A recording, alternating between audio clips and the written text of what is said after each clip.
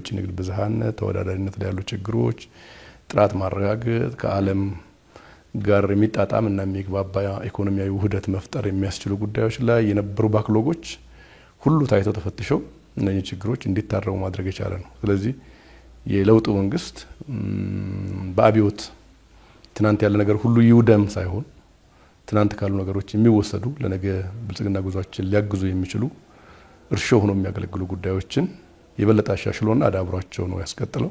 የመፈጸም የማስፈጸም የማድረግ አቅም ከጊዜ ወደ ጊዜ እየዳበረ መጥቷል።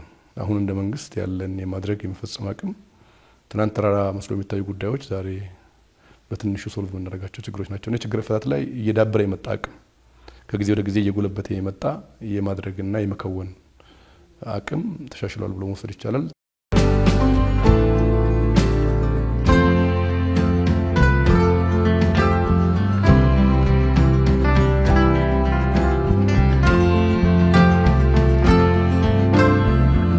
ሁለት ሺህ 14 ላይ 7800 ገደማ ብቻ ፍቃድ ነው በኦንላይን የተሰጠው። ዘንድሮ ባለፉት 8 ወራት ብቻ 2.5 ሚሊዮን የንግዱ ማህበረሰብ በኦንላይን አማካኝነት አገልግሎት ማግኘት ችለዋል። አምና እንኳን ሙሉ ዓመት አገልግሎት ሰጥተን 2.4 ሚሊዮን ነበር በ12 ወር ያስመዘገብነው። አሁን በ8 ወር 2.5 ሚሊዮን ደርሰናል። ዘንድሮ ከ3 ሚሊዮን በላይ የንግዱ ማህበረሰብ በዚህ አገልግሎት ያገኛል።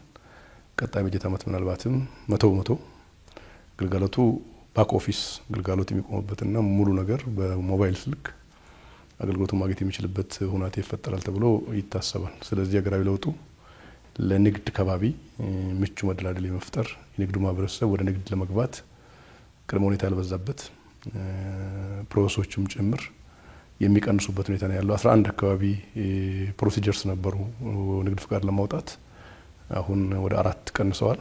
ይሄን ወደ 2 ለመመለስ ዝግጅት ማድረግ ላይ እንገኛለን። እነኚህ ነገሩ ነበሩ በአማካይ ወደ 32 ቀን አንድ ንግድ ፍቃድ ለማውጣት ጊዜ ወስድ ነበር። አሁን ላይ ይሄን ወደ 7 አምጥተናል።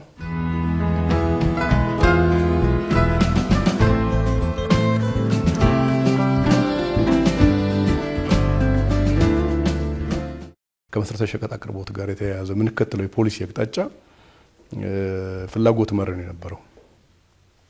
ፍላጎት መር ማለት ነው ፍላጎት ሊያባብሱ የሚችሉ ጉዳዮችን ላይ ትኩረት ይደረጋል እንጂ አቅርቦት ማሳደግ ላይ ትኩረት ተሰጥቶ ሲሰራ አልነበረም። ገበያ በአቅርቦትና በፍላጎት ይመራል ሲባል እኛ የወሰንነው የፍላጎቱን ፓርት ነው እንጂ አቅርቦቱ ላይ የሚሰራበት አልነበረም።